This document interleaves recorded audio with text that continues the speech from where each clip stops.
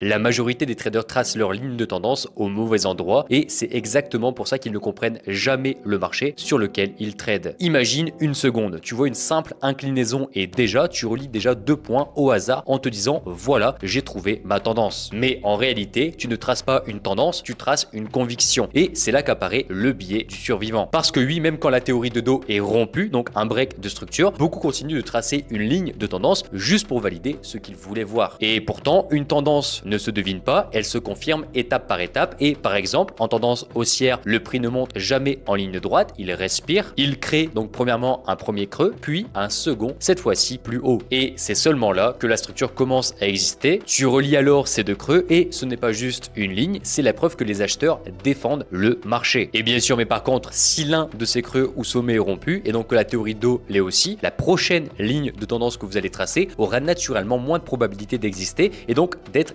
réellement pertinente sur le marché. Et bien sûr, mais si tu veux apprendre l'analyse technique comme un pro, alors n'hésite pas à t'abonner.